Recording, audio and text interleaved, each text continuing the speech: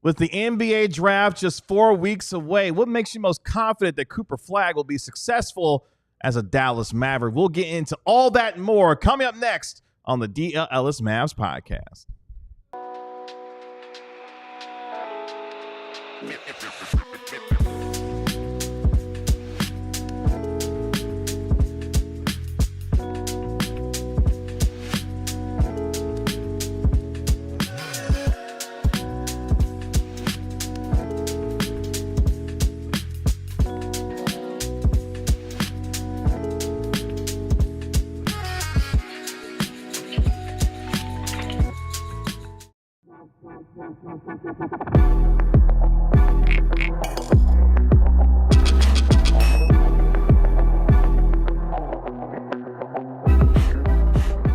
Hey, what's up, DLLS Mavs Nation? It's your man, Kevin Gray, alongside Mavericks beat writer Tim Cato, Mavericks analyst Bobby Krella. We, of course, are DLLS Mavs. Appreciate you joining us here on this wonderful Wednesday afternoon with just 4 weeks away until the NBA draft.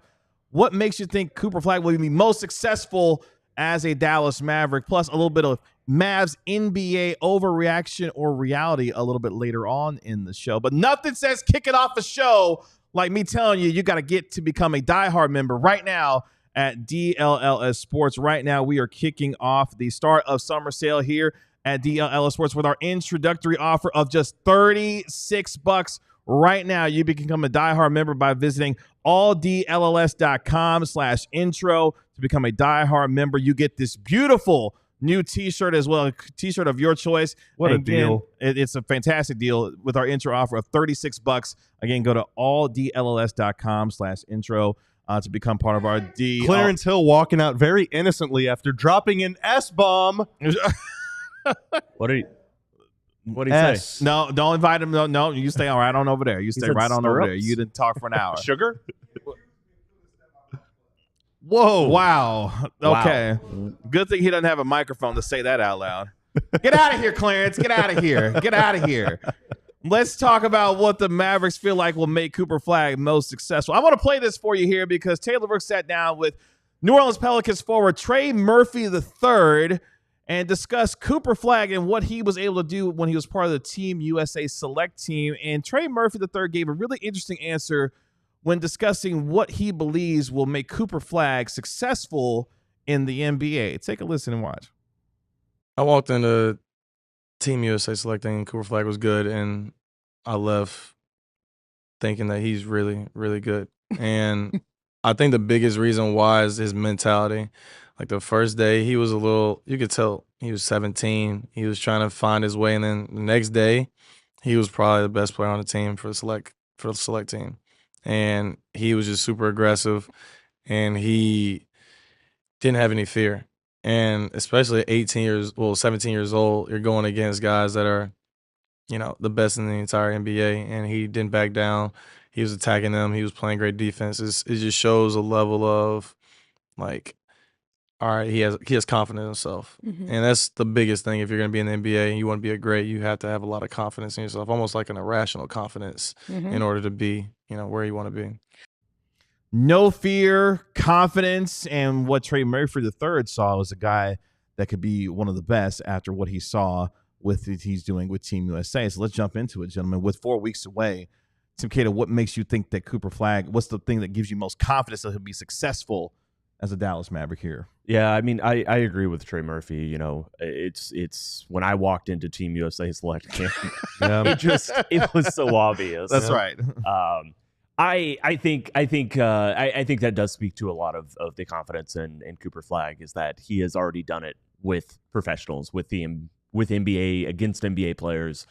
Statistically, like there's all the evidence that he is a generational, one of the three best collegiate prospects since the year 2000, along with Anthony Davis, along with Zion Williamson. You look up and down the list of players who accumulate stats to the degree that Cooper did last season, and these are players who are stars, and there are always going to be players who are awesome in college and don't translate, but those players are not 6'8", hyper athletic, multi-talented, skilled, up and down the court, up and down, every single area. Cooper is the exact type of archetype that is taking over the NBA. It's the most useful type of player you can have when you're trying to build a championship team, and all of that just combined in Cooper being Cooper. I don't think there's any doubt in my mind that he was going to be a star in this league, and quite possibly, something more than that.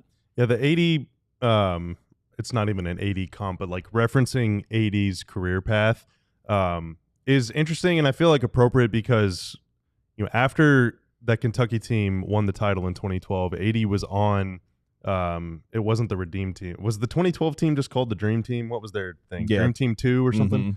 80 was on that team before playing in the NBA. And so spending time around LeBron and Kobe and all those guys, winning the Olympics and all that stuff really kind of set him up, I think, set his career on that trajectory. And just kind of, there is this sort of feeling of, if you're already spending time around the best players in the world whenever you're just a kid, then like whenever you get into the big moments in the game or in a big series or whatever, it's not going to feel as, the moment's not going to feel as weighty to you. I'm also going to invoke another guy's name. It's kind of the same thing that people were saying about Luka. But people didn't really say that about Luka, players, didn't really say that about Luka until in his rookie year or even in his second year or even in that playoff run in the bubble. Not the playoff run, but performance in the bubble. But that's because Luka spent his formative years overseas. Cooper Flagg has spent his formative years playing with the guys that he's now going to be competing against in the NBA. And so they've seen his development up close. But much like, throughout Luka's rookie year, the moment was never too big for him. It kind of felt like, this is just my life. This is just business. This is just what I do. It didn't really feel like a new environment for him, even though for Luka it was a new country. For Cooper Flagg, he's just going to be playing in a new state. It's not even that big of a change for him. That just makes the transition to the league a lot easier and makes your rookie year much easier. It makes your second year easier. It makes winning easier because you're used to it. Like, you're accustomed to what it takes to win and all those things. And that kind of, those intangibles, thanks to his experience and his mindset, like what Trey was talking about, gives me all the confidence in the world that dude is going to be a great NBA player. You guys want to hear the list of the guys who've accumulated a box plus minus in a single season of 15 or better, which Cooper did? I've cited the stat because Zion Williamson and Anthony Davis are only 10 players have hit 15. Cooper Flagg hit 15 last season. The only other two freshmen on this list to hit 15 or better, Zion Williamson and Anthony Davis. But, other guys on this list is, sophomore Steph Curry and junior Steph Curry, junior Brandon Clark. Brandon Clark turned into a really solid NBA player. Obviously, it took him until his junior year until he's, I don't think there's any fear that Cooper, like him being able to do that as a freshman is just so, it stands out in a lot of ways. Because Brandon Clark was Gonzaga, right? Brandon Clark was Gonzaga. Yes, he was. College Steph Curry was like the most fun I've ever had watching Unbelievable. That was so much fun, dude. Davis and Steph Curry was insane. other freshmen who show up on this list who are very high, but not as high, but in comparable to Cooper, Michael Beasley, who was an amazing college freshman. Oh my gosh, great college player. In retrospect, you can look at Michael Beasley and you can see how his game didn't quite translate. He just wasn't efficient enough at everything that made him so good in college. He just wasn't quite efficient enough to do it at the NBA level. And some of it, I think, was his choices about shot selection and the type of player he wanted to be. Other freshmen on this list, Kevin Love and Chet Holmgren and Karl Anthony Towns. Amazing college player. Evan Mobley. Wow. It's not bad. And that's all the freshmen in the top 50. Wow. Every single freshman on this list, with Michael Beasley being maybe the one exception, became a star. Kentucky Cat was unbelievable, too. Unbelievable player. I think one of the things that I think will make Cooper Flagg successful immediately, and one of the things that Seth Greenberg mentioned with us last week, is that there's an emotional and a mental intelligence already with Cooper Flagg that's not that common with 17, about to be 18, 19-year-old kids walking into the NBA. I mean, you can go back to 2003 when LeBron James stepped into the NBA. He had an NBA body that was ready to compete from day one, but he also had a mental and emotional capacity for the game to be able to lead a team even in his rookie year. And then obviously we know what kind of career that he's gone on to have. Cooper Flagg will have the ability to walk in with some of the guys that he played against in terms of Anthony Davis, number one, when it came to Team USA. So his learning curve is going to be much more shortened because of the amount of experience that he has already had playing against some of the best competition, but also some of the teammates he's going to have with Kyrie Irving and Anthony Davis. So you get to accelerate not just the physical component for him, but also the mental and emotional capacity to play in an NBA game and to do so at a high level for a long period of time. I think that, to me, is what excites me most, that he's not going to be afraid walking in day one to compete with some of the best in the league, and he'll be surrounded with some of the best players in the world to be able to do that. That'll help him grow, I think, right away for this team for sure. Yeah, and it's like it's his mentality and approach to the game too. Like, he's just so intense. Yeah. You know, not only excels at playing defense, but also seems to enjoy playing defense. And in today's league, you have to be an elite two-way player if you're going to be like a centerpiece, foundational piece to the team. I mean, just let's really hammer home these Luka comps. The best Mavs teams throughout Luka's time here not only had good talent around Luka, but also Luka was playing his ass off on defense. Yes. You have to be able to play both sides of the ball, and Cooper seemingly is better at defense than he is at offense, and he's already a very good offensive player. So, that the mindset, the approach, the maturity, the intensity, all of those things suggest to me that he will do what it takes to win. And there are a lot of guys in the NBA that simply won't. Like, they just won't, because they're so good. It's like, well, the difference between ordinary and extraordinary is that little extra. Some guys just don't want to do it. Some guys just want to be great, and that's awesome. But like, some guys want to win, and there's a difference. And Cooper seems like he's one of those guys. Yeah. Having that at age 18, going to be 19 in December. I mean, that is unbelievable for a player to have that kind of motor. I think that's a word that you hear a lot over the next 4 weeks and throughout his time in the league, is that he's got an unstoppable motor. He wants to be great on both ends of the floor. But Tim, given the success that he had in college, you could see why there's a lot of people excited about what his capabilities are from a skill set, but just the other parts that will make him successful early on, hopefully, here his time here in Dallas. Yeah. He's awesome. I like that he's coming into a team where he's not the bona fide number one option. He's not coming in to be the savior, but he's going to have a lot of responsibility to score and create and get buckets. And I think that's kind of a perfect situation where, I think he's not a number one. I don't think Cooper Flagg is coming in, arriving to the NBA ready to be the number one option, ready to average 25 points. I think that, and the beauty is he doesn't have to. Yeah, I think most people and their perspectives of what Cooper Flagg is going to do from day one is not that yet. But he's going to have still a lot of responsibilities. He's also not slotting into a team, especially with Kyrie out half the year. He's not slotting into a team that just wants him to, stand at the corner and spot up and shoot threes. Playing with Kyrie and AD, though, like, those are two number one picks. Obviously, AD had this unbelievable college career, very short, but still incredible college player.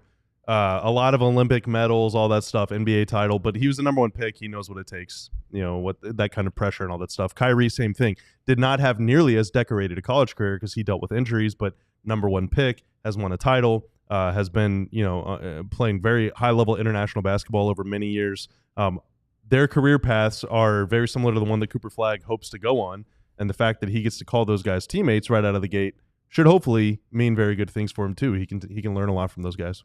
Yeah, Coop's going to have a lot of things going for him. He's got two former Duke Blue Devil brothers, Derek Lively II, obviously. We mentioned Kyrie Irving, who spent his time at Duke when he was in college. So there's going to be a lot afforded to him to make his transition from college to the NBA, hopefully a comfortable one for him, and then coming in from day one, showing the kind of competition and athleticism and all the things that you'll hear over the next 4 weeks that will allow Cooper Flagg to hopefully be able to thrive and to do so very quickly. How quickly do pine trees grow? Like, if we planted a bunch, do you think 4 weeks from now, like, they'll be like fully grown, right? Not quite. Well, I'm just thinking 1 to 2 feet per year. Okay. But the fastest growing species can add up to 3 feet. Okay, perfect. So plant a bunch of pine trees around Dallas. Okay. And he won't even realize he's not in Maine. I think that's I was wondering where you were going with the pine tree thing, but okay, I see where I bet he's really used to seeing some trees like Make that. it colder, please. Okay, we can do that. I We think can what's work on that. also kind of scary real quick is that he's 6'8" now. He's not even 19 yet. He could still grow another inch or two. Dude, Giannis grew. I mean, that's a once-in-a-lifetime player, but like Giannis grew like 3 inches his rookie year. Exactly. Like there is still potential room for Cooper Flagg to get even bigger physically as They're a player. saying Wemby's 7'8". It happens. Okay. Okay. Let's take our They are saying that. I'm not joking. Let's take our first break here on the DLLS Mavs podcast. When we come back, let's do a little Mavs and NBA overreaction or reality when it comes to Cooper Flagg, Anthony Davis, and the potential of this NBA offseason. All that and more coming next year on the DLLS Mavs podcast. What's up, Stars fans? Look, Oh, man. look, I don't need to say it. All right? I don't need to say it, so don't make me say it. Wait, what are you not Bud saying? Light is making me say it. Enjoying the game should be easy. So don't overthink it. But what happens if you can't? What to wear? It just toss on your jersey. You need a lot more than luck to win this series, but we're going to try. Don't know what to serve your friends? When you're watching Game 5, easy. Just pick up some pizza, grab some Bud Light, stock your fridge. It is that easy, just like Bud Light, which is always brewed with 4 simple ingredients for a clean, crisp taste. Bud Light, it's easy to drink, easy to enjoy. Enjoy responsibly. You got to, if you're going to drink one every time the Stars commit an unnecessary offensive zone penalty, you better get an Uber home.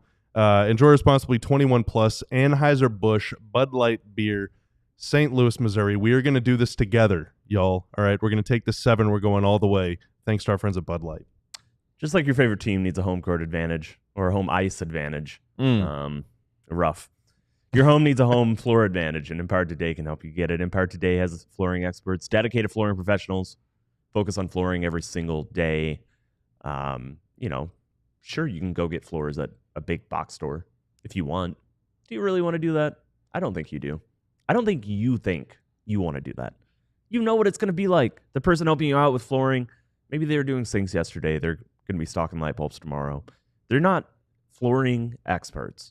Empire Today lives and breathes flooring, and they will be with you every step of the way. It's a whole different ballgame. Their flooring experts bring the showroom right to your house. You can get precise measurements taken and have all your questions answered, so there are no surprises. Schedule a free in-home estimate today because some things are just better at home. DLLS listeners can receive a $350 discount when using promo code DLLS. Yes, you heard that right. $350 discount with code DLLS. Restrictions apply. Visit EmpireToday.com/DLLS for full details.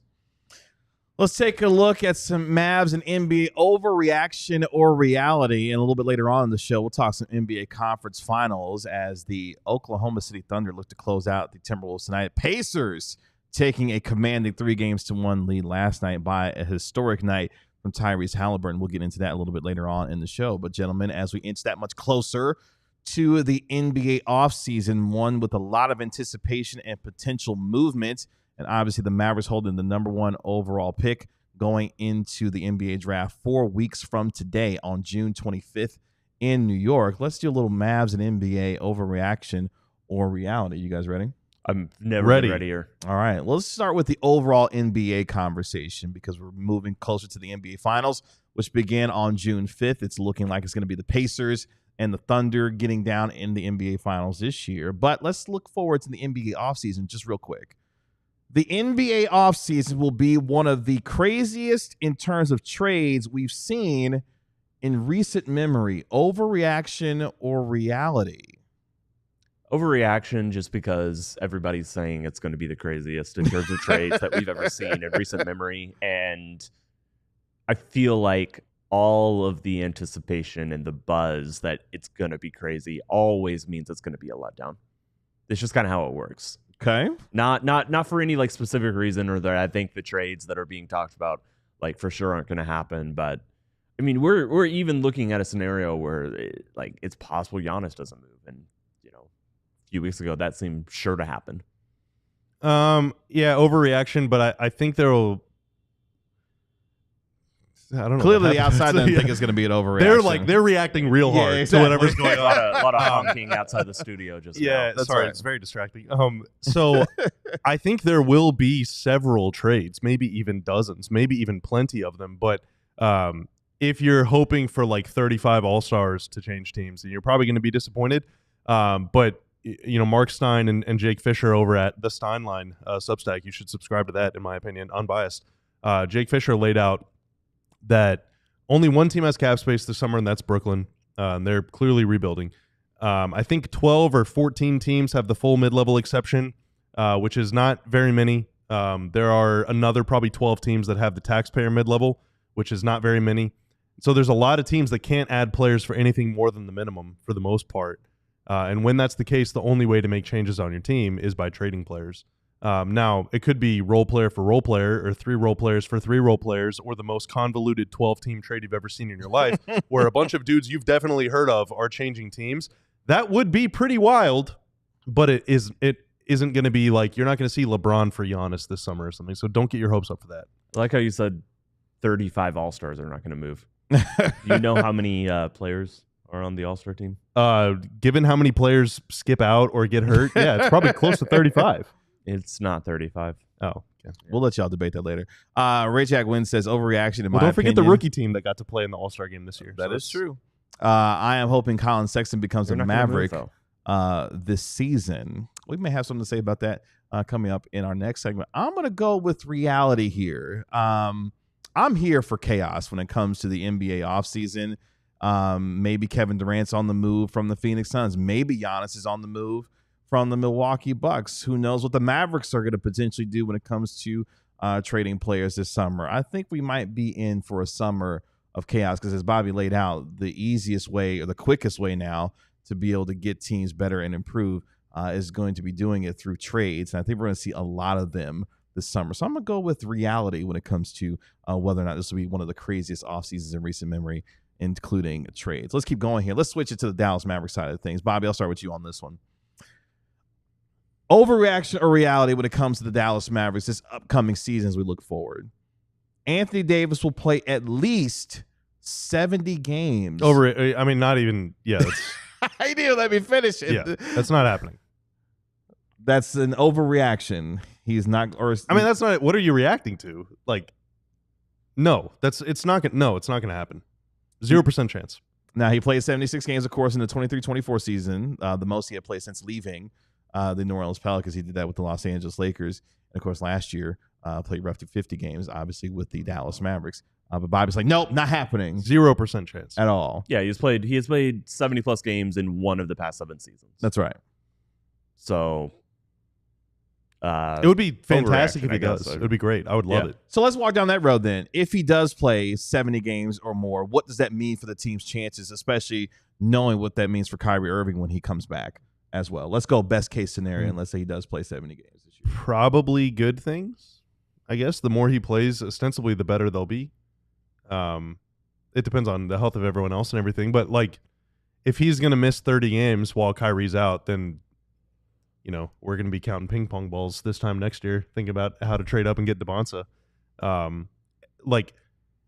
Unless Cooper Flagg is amazing, basically every game that Kyrie and AD both miss is probably going to be an L. We just saw them do that for 2 months. Mm-hmm. So, right, the more games he misses, the worse it is. Ostensibly, the more games he plays, the better it is. Yeah, I just think the narrow path that this team has to making sure they're set up that Kyrie can return, not to save the team, not to make up all this ground that needs to be made up for them to be, a top 6 seed in the Western Conference, and for every time Anthony Davis misses a game, it's going to make it more difficult. Now, if he plays 60 or 65, I think the team will still be, relatively okay, depending on how everything else goes. I think 60. I'll put it this way: 60 or 65, I think, is a number the Mavericks would take. The concern is that it's, fewer than 60, and he did that. Anthony Davis did that 3 seasons in a row. He did that last season. Mm-hmm. It is absolutely a reality that Anthony Davis could miss that many games. And they're going to have 13 to 15 back-to-backs. I mean, that alone makes it tough. Yeah, and the reason why I brought that statement up to the forefront is because this is one of the things that when you're looking at and evaluating this team going forward for the next 3 years, if we're assuming that it's the championship window that they have, you're going to be banking on Anthony Davis remaining healthy as much as he can to give you the best chance to win going forward. So that's just something to keep in mind as we look forward to what the Mavericks are trying to achieve, even with the addition of rookie sensation, presumptively Cooper Flagg, which gets us to our last statement here in our Mavericks and NBA overreaction or reality. Let's go back to Cooper Flagg, who we were talking about during the first segment. By the way, we see y'all's thoughts when it comes to it's a very Anthony spirited discussion in the chat right now. when it comes to Anthony Davis and his potential availability going into next year. They're not talking about AD. They're talking about. I saw some of that too. That's talking about 2012 versus 1992. Just the age-old debate. In terms of the dream teams and who was the better one? Yeah. Oh, okay. I'll let y'all have that. It's 1992, but we're not going to talk about that anymore. My vote is it doesn't matter. What, say it again? My vote is it does not matter. Well, that's lame. Come on, don't ride the fence. Pick the one. internet, you have to have an opinion. I don't care. That's my You're take. a coward. Wow. A child. 1992 is a bunch of boomers. 2012 is not old enough to matter to me and not young enough for me to be jealous of. So look, the best. The Mavs won the title in 2011. That mattered. I know. That's the only team I care about. Okay. The 2011 Mavs would beat the Dream Team. All right. The best Team USA to ever exist was the Team USA select team last summer with Cooper Flagg. With Cooper Flagg. That's right. And Trey Murphy the third. Any team ever wearing Team USA. And that is why in this essay I will. All right, last one. Mavericks NBA overreaction or reality. I'm also just laughing because someone called someone a dingus, and that word is just so funny to me. Wow. I just can't see the word dingus written down and not laugh. You That's the just rule. have to laugh every time you see it. But just be respectful toward each other. Please, be cool. That's 2 days in a row that Bobby's had to admonish you. Said it. That's right, exactly. I know, it's just so funny. That's hilarious. But You've stop. gone But exactly, right? He's gone hall monitor mode. Well, okay, yesterday people were throwing around slurs in the chat, so that is that was Okay, bad. well that's bad. yeah. But you are developing a reputation. Yeah. Don't throw around slurs around me. How about Okay, that? but now you're love saying having don't that throw around reputation. dingus. No, Dingus I'm saying dingus is hilarious. Okay. just be cool in I'm the on chat. record as a dingus lover. That's all we're saying. Just be cool in the chat. All right. Last one. Cutting Mavericks that is a NBA soundbite. overreaction, reality or reality, whatever. Cooper Flagg will be the runaway rookie of Reality. the year in next season. Reality. Oh, okay. All right. Is there a games played rule for that? I don't believe there's so. There's not? All right, reality. I had said Dylan Harper is the likeliest, like the only other player maybe who had a chance at it. I actually think Derek Queen, if he ended up in Washington, maybe is the type of guy who could put up a bunch of stats. Dude, I don't know because they got Sarr in there too.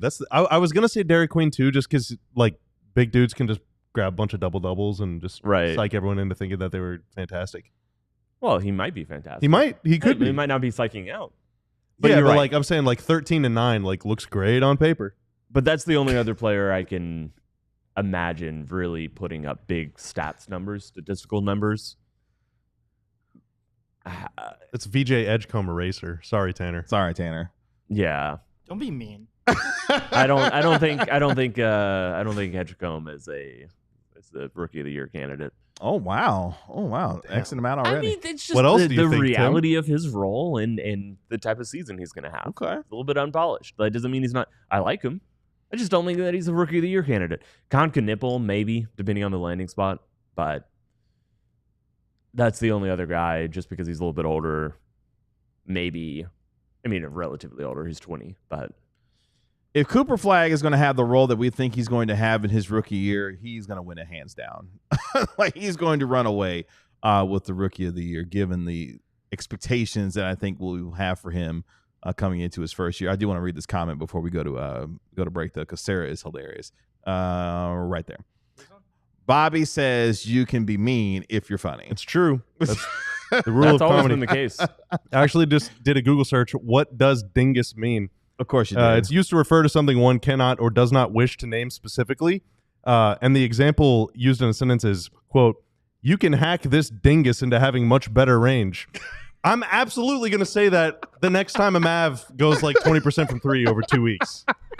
That is the new thing I'm saying on this show. Why is that the example? I have no That is idea. kinda I wild. don't know. Yeah, does because this is just like the Google dictionary one. Right. You could Does debate it that know over I the just break. Google a lot of basketball stuff? That's how No, we do I mean, I just did the same thing. Mavericks NBA overreaction. It doesn't or make sense, reality. dude. That's Tanner, such let's a- take our next break here on Overreaction the No, reality. we're Dingus still is the talking about best this. word We're literally ever. going to We're break. still locked into Dingus style. We're literally going to Can we break. do I'm Dingus locked into talk this next dingus. segment? Maybe.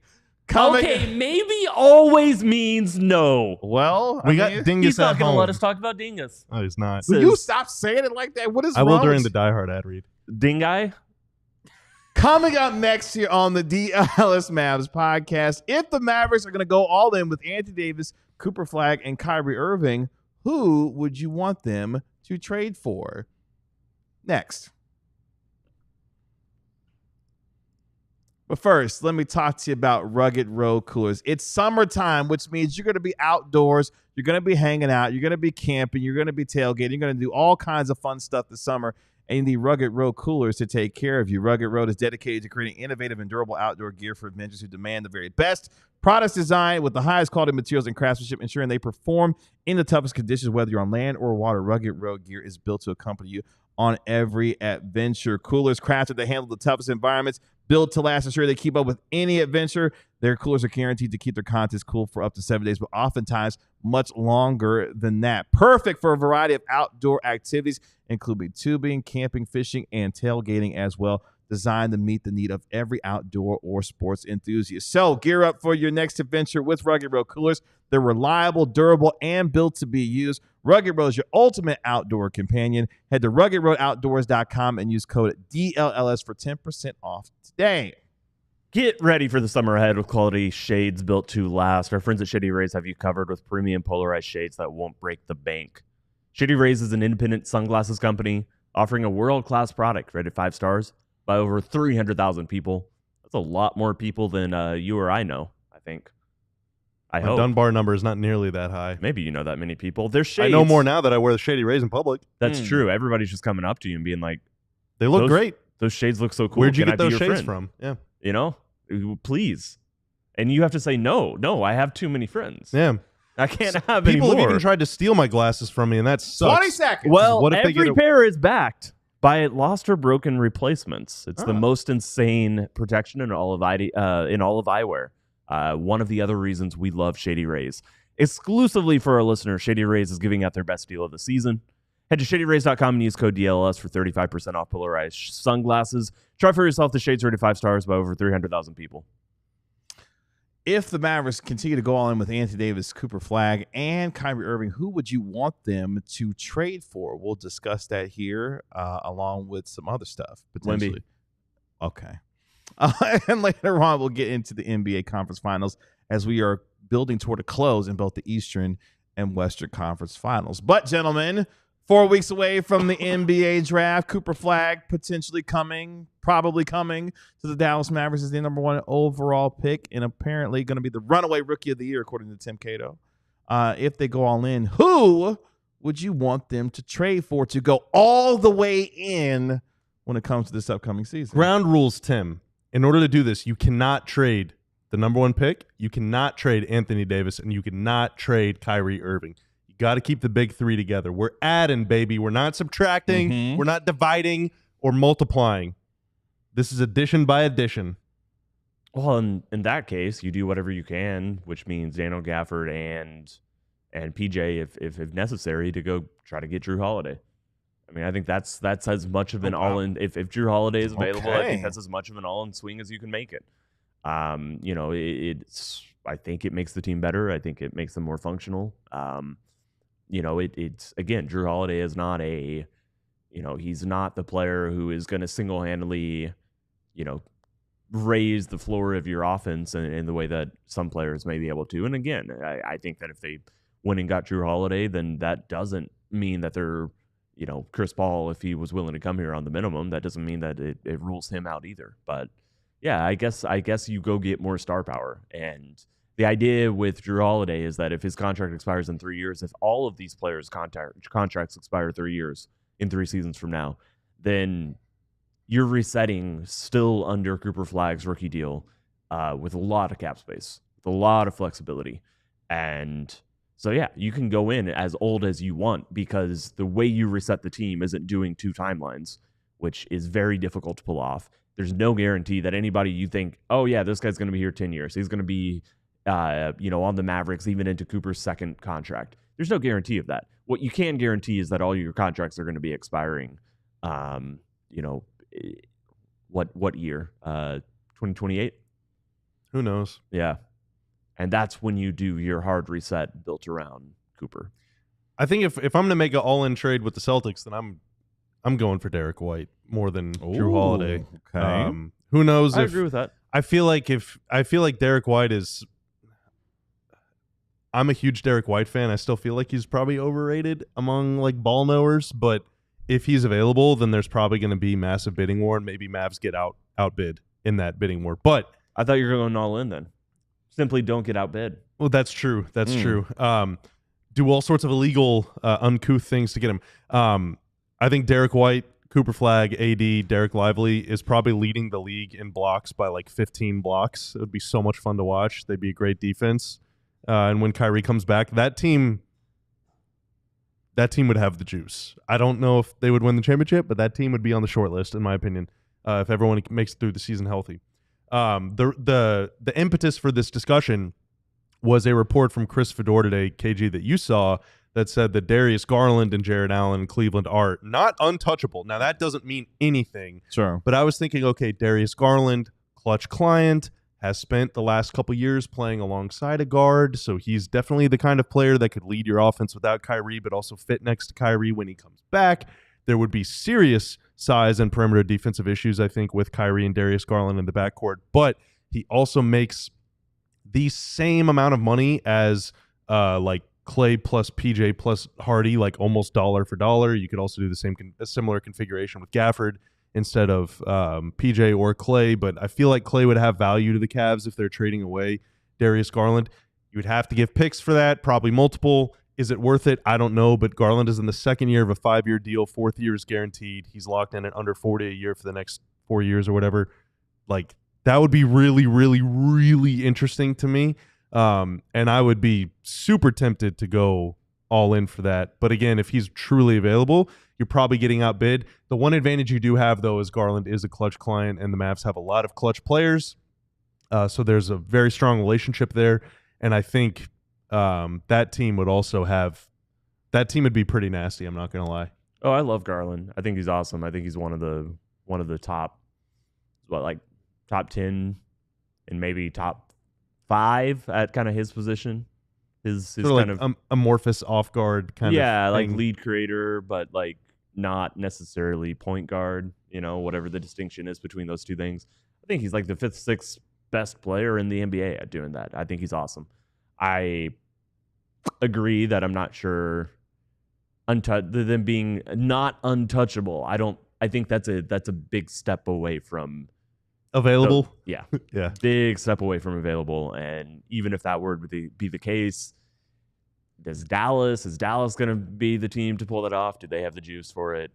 So yeah, kind of. The issue kind of ties back to what we were talking about earlier, though, which is that no teams have money, no teams have flexibility. Everyone is scared of the apron. Evan Mobley is about to get a jumbo contract, which he is very deserving of because he is their best player, in my opinion, and he's going to be one of the best players in the NBA, if not the best player in the NBA, very soon, if he isn't already one of the best players.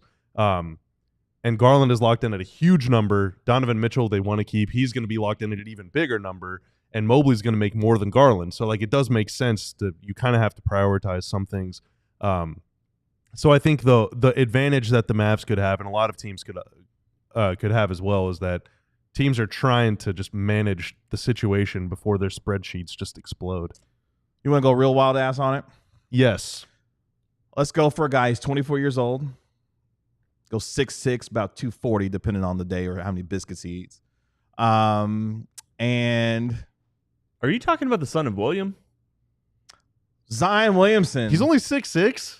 That's what he's only listed 24. at. He's only He's only 240. Again. Yeah, everything you just said is not true. Okay, so he's listed. Check this out. So he's listed at 6'6", 284. I was trying to give him, a little wiggle room, a lot of wiggle room. No, he is short though. Like comparatively, like you think of him as like wow. So yeah. Zion makes $36 million. He could play your point forward, explosive athlete. He fits in with the whole, kind of injured theme that goes on around here when it comes with this team.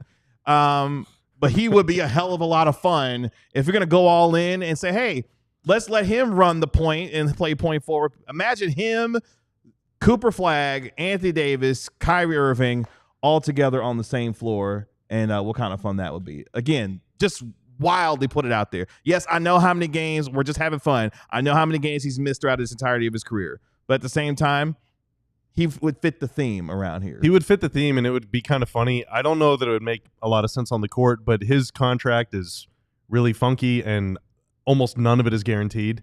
And that is very interesting if you're dealing with apron issues. Because like you can get him, bring him in. If it doesn't work out, then you can just get rid of him for nothing and have money. Yeah, but it's just tough because like there's just so much overlap between him and Flagg and AD and live. Like you want to go big and fast and athletic. Doesn't get much bigger, faster, and athletic than. I'm still making a move for a guard. I'm still making a move for a guard. But in the event that AD is not on the team anymore in some world, then I'm super in just because there's literally no risk. There's no risk at all. And plus, you know where Zion's favorite basketball city to play is? Dallas. It's right here in Dallas. How come? Why? There's a lot of things extracurricular activity-wise that he likes around here. Like what? Women.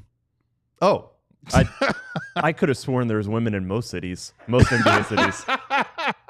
Apparently not. If not all of them. That's a great. But we're looking into this. Right. We've got a crack team on it. We'll go. We're taking our show on the road this summer. I mean, Ray Jack wins. If Zion is the modern Charles Barkley, sign me up for that because Charles Barkley was pretty damn good. I wouldn't mind that. But yeah, if we're just gonna get it out there and just play, go wild with, Zion wins, I think it would be a lot of fun. Hell, you was trying to get Russell Westbrook into a Dallas Maverick uniform. Well, on the minimum, there's a difference. Zion makes $40 million a year. Like it's pretty tough to get. 36. Look, I think they need to get Westbrook, Zion, Ben Simmons, Markelle Fultz. Get them all in here, dude. Wow. Let's go. Chris Paul, for sure. Yes. Lonzo. Yes.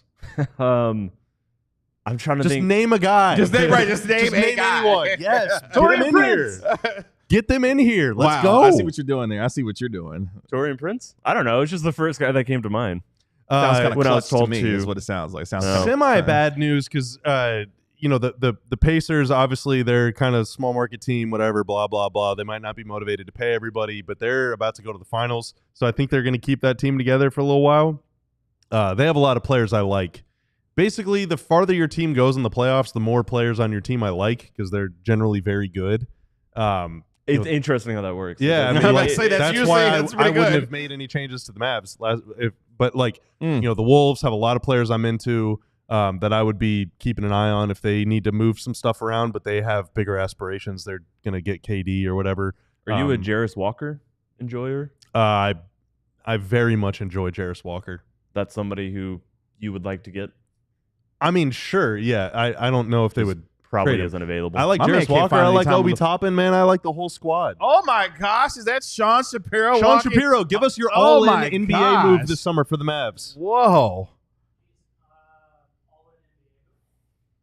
The Mavs need to win the title, and they can't trade any of their good players. Who are they getting? Why haven't we said KD yet? Oh, wow. Oh, wow. Oh. All right. There you go. My bad. Nice. I took Sean's. That was poor of me. Trade for Cade Cunningham. Yeah, teams are willing to trade untradeable players. Sean they is can't say if you don't ask. Without giving where he lives, Cade Cunningham is on his TV sometimes. Yeah, a lot often. of the time. A lot of the time. Are you a Johnny Furphy enjoyer? Dude, I don't know. I mean, sure. Like he looks like he's. Are younger you than aware Timothy that Chalamet. the Pacers employ a player called Ray J. Dennis? That is awesome. Let's get him in. Come on. Wow, Ray J. Dennis. Yeah. No, it's actually Ray J. One of the things I That's do, just the and letter J. this does shape some of our content sometimes, is every day I look up Google Trends. What searches related to the Dallas Mavericks are trending? And today, the number 2 rising search alongside Dallas Mavericks was Rick Carlisle. I bet it was. That is interesting. And if the Pacers advance to the finals, we can have a big, long conversation about a Carlisle episode? why Rick Carlisle is having so much success in Indiana. Should we can. I'm looking forward to it, actually. Should we cold call him one segment? He probably won't answer, but we can try. But there's a chance. There's a chance he does. There's a chance. He does give more interviews these days. He does. does. He's much He more. might come on the show. I am pretty sure he would have my number saved. Just in the sense of Oh, like, wow. What a flex. Wow. Oh my God. In fact, I think I like how he just I casually think- threw that out there. Rick Carlisle's got my number saved in his phone. He said Well, probably. I think that means Bobby should call because he probably doesn't have yours saved. I don't. I've And never. if I've he never sees even. my name. He will not pick it. I've never contacted Rick. via Okay, phone real before. quick, 30 seconds, Tim Cato. You said Kevin Durant. Who are you trading? Not Cooper Flagg, not AD, not Kyrie to go get Kevin Durant. for The number Phoenix? 1 overall pick. We literally just said. No, you keep Cooper. You trade down to 2 and you take him there. And Oh, yeah. yeah, I and see then what you did you there. trade the number 1 pick to I don't know. I don't think you Kevin said Durant. Kevin Durant, so I was going to give you a chance to say who you Kevin would Durant trade. makes no sense. Not with Cooper. I was kidding. Okay, well, you Yeah. shouldn't have said it. Never mind. Damn. Let's take a final break here on the DLLS Mavs podcast. When we come back, let's jump into the NBA Conference Finals. The Pacers, Rick Carlisle, on the verge of getting to the NBA Finals. And can the Thunder close it out tonight against the Timberwolves? All that and more coming up next year on the DLLS Mavs podcast. But first, it has never, and I mean never, ever been a better time to become a diehard than right now. We got Stars postseason, hopefully not wrapping up. Rangers. Sean's here to save the day. Clearly. Rangers won a game last night. They're dealing with some injury woes, actually, but hopefully not a big deal with Evo leaving the game. But if you want the best Rangers inside coverage, Jeff Wilson has you covered there. Sam Nessler finally made it to Edmonton right in time to turn around and come home. Sean Shapiro beat him to Dallas, though. We got the two best Stars writers and the best Stars podcast in the game. Yes. Still going strong. They'll be live again today and then bringing you pre- and post-game coverage tomorrow night. We got Cowboys. There's always something brewing at Jerry World and at the Star and everywhere in between. Clarence and Joe are on that beat. And we got Tim Cato covering the Mavs at alldlls.com in addition to everything we're bringing you here on youtube.com/@DLLS_sports, at DNGS Sports, Dingus Sports. And right now we're running a special. It is just $36 a year to become a diehard. That deal is running through tomorrow. It is expiring tomorrow, so act quickly. It's just $36, $3 a month to become a diehard. When you sign up, you can read all of the coverage on the website. You get a free shirt of your choosing, which pays for practically the entire cost of the membership. All you got to do is pay shipping to get it delivered to your home. We got more than 40 shirt designs to choose from. We're rolling out some more here very soon. I've seen some specs, seen some designs from our guy D-Line, and that man has been cooking lately. The Nuggets are out of the playoffs, so he's got a lot more time to give our shirt some TLC. Very exciting times. You also get to join the DLS Discord. It's a great place to hang out. You get a discount on merch. You get a discount on events. And to get your physical diehard card, flaunt it. If you got it, flaunt it. Scout them, shout them, tell all about them one by one till you've given the name to every diehard in the USA. So thank you very much for your support. And now let's talk about how to get Kevin Durant to Dallas. Not according to Tim, because he was just kidding last segment. Let's finish up, though, here on the DLLS Mavs podcast. We'll be back tomorrow, of course, at 12 p.m. right here on DLLS Sports as we inch that much closer to the NBA draft on June the 25th, where Cooper Flagg most likely going to be, of course, coming to your Dallas Mavericks. But the presence of the NBA right now, we are just about at a close when it comes to the conference finals. Let's start with the Eastern Conference side of things. Last night, how about the Indiana Pacers getting a 3-1 lead after they beat the New York Knicks last night? Tyrese Halliburton becoming the first player in NBA playoff history to go for at least 30 points, at least 10 rebounds, and at least 15 assists. And oh, by the way, not have a single turnover last night for the Indiana Pacers in their win over New York. They So what? Neither did I. Tim, you didn't even play. Relax. Okay, but I didn't turn it over. No. Tim had less than 0.5 triple doubles Correct. last night. Yeah. So the Pacers have a chance to close it out tomorrow when they take on the New York Knicks. What did you guys think of last night's game and what the Pacers were able to do? They're good. They're good. They're very good. They're good, man. I mean, look, they play so freaking fast. Yeah. And, you know, the difference, I think, this is whatever. The difference between Boston and Indy, the last two teams that the Knicks have played, Boston pre-Tatum injury. I'm post-Tatum injury too, but Boston is extremely good in the half court. They had the most efficient offense, I believe, in NBA history last year, and their offense was extremely good again this year. But they don't play super fast. They move the ball. They space the floor very well. But the Pacers do all of those things, but like they're just on a sugar rush all the time, you know. And that change of pace is just so hard for the Knicks because, you know, they have some very good wing defenders. But their bigs can't move that well. You know, Cat is pretty quick on offense and can attack the basket and all that stuff, but he's not out playing in space on defense. Mitchell Robinson obviously not out playing in space on defense. Brunson not necessarily. You know, and it's just really, really, really, really hard for teams to match the Pacers' pace. I mean, going back to last season, the Mavs played the Celtics in the finals and lost. I was more afraid of playing the Pacers in the finals because I did not believe that the Mavs would have been able to beat them, honestly, going back, because that pace puts so much pressure on you every single time down the floor. And it is very, very difficult for some teams to contend with that speed. Boston was able to do it, but remember, going back to last year's conference final, Boston beat the Pacers. It was either a sweep or they won in 5. I don't remember. 5, yeah. Every single game was decided by like a point, you know, and Boston last year's Celtics team is one of the best teams of all time. They just put such a strain on you, and it is very clear that the Knicks just can't handle it, man. Like, it's just, they're too freaking fast. They have too many guys. Halliburton is unbelievable, but Nembhard will go. McConnell will go. They got bigs like Toppin that'll just go to the basket. Turner space and everything. Like, they're just really, really, really good, and that speed alone is just so tough to deal with. And it doesn't require them turning you over. Like, they're running off live ball, live rebounds, live ball. You know, difference between them and OKC. OKC will run. They will turn you over, yeah. But in the half court, they're very methodical. The Pacers are just running their ass off all game. Yeah, like somebody else pointed this out. I can't remember who.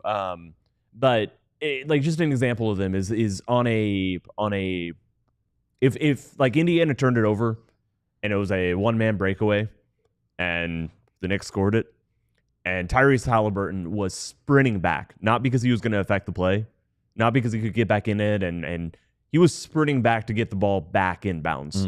And that's the type of behavior and patterns and, you know, methodology that is just so difficult for it's been so difficult for New York. They just they're not set up for it.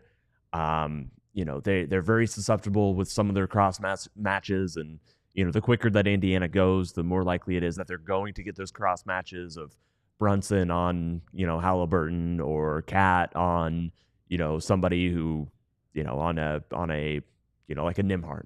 And it's a bad situation to be in. It's tough. And they're also extremely good, and this is something that we saw for years whenever Rick was coaching the Mavs. You know, Rick would always just say pace, pace, pace, coaching the Mavs. And the Mavs were a very slow-paced team. Even as he's saying that, they were, for years, one of the slowest-paced teams in the league. But when Rick would say pace, coaching the Mavs, it was, let's not run a play. Let's just get into some basic actions and make something happen. Generally, that means hunt a mismatch. You know, whenever Luka was here, obviously it's hunt a mismatch. But even before Luka, Yogi Ferrell and Seth Curry are running the show, and Rick is saying pace. It's just find an advantage, unscripted. Let's play random basketball. Let's improvise. The Pacers are so good at creating chaos early in the shot clock, and for them, oftentimes, it will manifest itself in a good shot 7 seconds into the possession. But we saw this with the Mavs, too. For the Pacers, sometimes creating chaos with 19 left on the shot clock creates a great look with 3 seconds left on the shot clock, because the defense just never recovers. Yeah. It's like, if you ever play Ultimate Frisbee. And how taxing that is. Yeah, it's just. You're doing that every possession. Yeah, if you ever play Ultimate Frisbee and you're guarding a handler, right? Or like you're playing soccer and there's a center mid that just loves to just control the pace of play. It's, even if it's methodical and slow, they're just always moving, and it is just mentally, physically, psychologically, and emotionally exhausting to have to deal with that for 48 minutes. You know what that reminds obviously, me of? Obviously, for a Tibbs coach team, those guys are playing all 48 minutes. So, like, there's just no break. The way that you're describing that made me think of those Warriors teams who would just constantly run you all the time. Stephen Curry constantly running off the screens. Clay constantly running off the screens. Then you get your death lineup with Draymond and Andre Iguodala. Like, those teams are just made. Yeah, and I mean, like, you know, I don't want to compare whatever. The Pacers, maybe they'll win the championship. Maybe they're about to start a dynasty. Who knows? Like, those Warriors teams are all-time great teams. Right.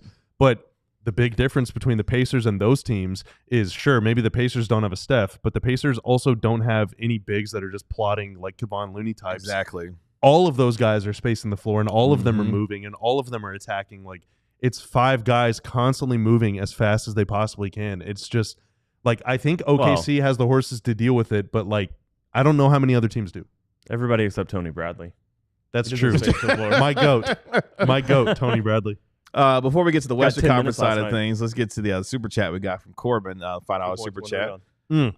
Mavs need to just be patient and wait for some big trades this summer. Swoop in and grab our version of Drew Holiday that the Celtics did after the Damian Lillard trade. It is, I think, you know, until KD gets traded or doesn't, and until Giannis gets traded or doesn't, there's probably not going to be like the next level of guys, but you can work around the margins. And like I always say, you want to find the next one. Like, you don't want to overpay for a guy that is not as good as he used to be. You want to underpay for a guy that's about to be as good as he will be. So find the next Drew Holiday. I think the next Drew Holiday is played on the Thunder right now, and they're not trading Case and Wallace anytime soon. But there is a guy that you could get potentially. Just, you can find the next one. That does mean 2 timelines, which the Mavs don't want to do. So it's, well, they might be doing it. They might be doing the whole 2 that could be timeline thing. tough.